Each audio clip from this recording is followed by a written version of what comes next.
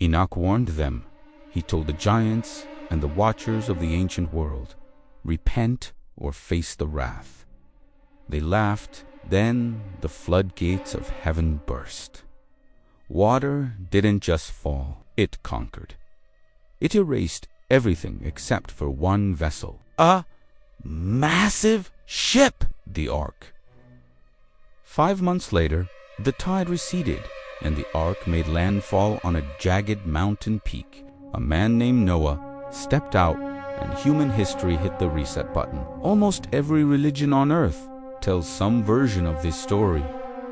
But did it actually happen? Actually, there's evidence. So much evidence that the CIA reportedly classified it for nearly 50 years. But why hide a boat? Because there are two massive problems with the story we were told. 1. The Ark is much older than any historian admits. 2. The man we call Noah wasn't just a man. At least not one from this earth. Hecklefish. Fast-paced. Frantic. I can't talk long, human. I've got 200 units of heckle toes to ship by coat. I'm drowning in fabric, stuffing, and labels. Host, heckle, please tell me those are just slippers shaped like your fins. Hecklefish. What else would they be? They're selling like hotcakes. Though it is a bit weird seeing people stick their feet inside my likeness. I can feel it all the way up. My host.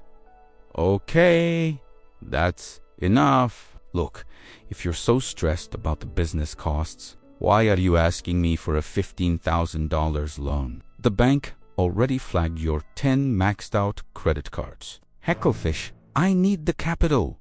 Everyone deserves soft, plushy fins for the holidays. Host, I'm not giving you 15 grand, but you should call PDS stat. Hecklefish, suddenly smooth. Oh, look at you, sliding gracefully into the sponsor. Host, if you're making payments every month and your balances aren't budging, PDS debt can help. They consolidate your debt into one low, 0% interest monthly payment. You save thousands in fees and finish years faster. Hecklefish. But my debt is high, and my credit is, let's say, host. Doesn't matter. If you have over $10,000 in debt, you qualify. No minimum credit score required. PDS is giving our viewers a free debt analysis. 8 Hecklefish. Perfecto. I'm going back to the factory, somewhere beyond the sea, waiting for me, ...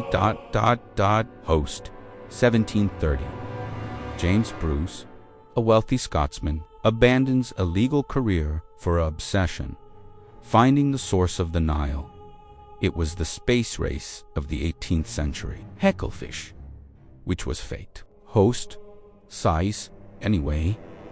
Bruce spent a decade in Africa. He survived wars, disease, and starvation. He eventually found a spring in the highlands of Ethiopia, but he found something even more explosive, an ancient manuscript written in GS.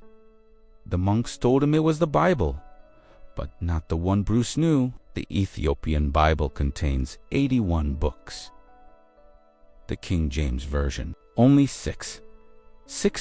As Bruce flipped through the dusty pages, he found it, the Book of Enoch. Enoch was Noah's great-grandfather.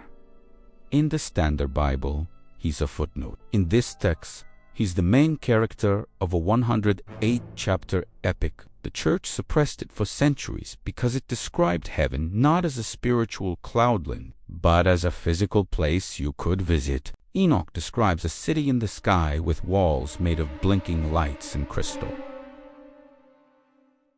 He wasn't describing a vision, he was describing a spacecraft. Host, for 150 years, Bruce was called a liar. Then, in 1947, a shepherd boy threw a rock into a cave near the Dead Sea. Clink. Among the Dead Sea Scrolls were 11 copies of the Book of Enoch, perfectly matching the Ethiopian text. It was hell, and what it describes is the first documented case of alien abduction. Enoch describes being taken up by celestial beings. He writes about seeing the earth from above rivers, mountains, and cloud formations. He describes 12 gates on the mothership. But then the story gets dark. Enoch reveals the Watchers 200 beings sent to guard Earth. They taught us metallurgy, astronomy, and ... war. They violated their prime directive. Even worse, they started breeding with human women. The result was the Nephilim, a race of giants so cruel and hungry, they eventually began devouring human flesh. The world became a chaotic mess of genetic experiments and violence. Godor, the architect, decided the only way to save the project was to wipe the hard drive. Host, enter Noah. But the Book of Enoch says Noah was different. At birth, his skin glowed like the sun. His father, Lamech, was terrified, thinking his wife had cheated with the Watcher. Enoch sent word from the heavens.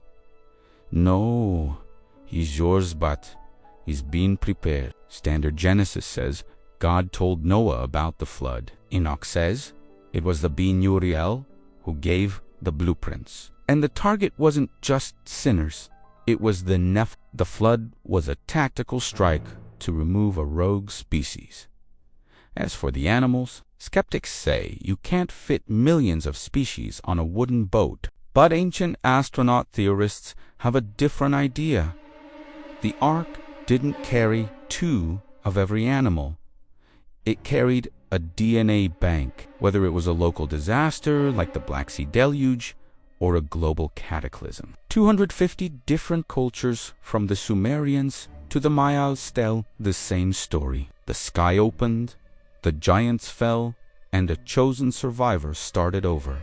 For years, this was called pseudoscience. But as we're finding out, the only difference between pseudoscience and history is time.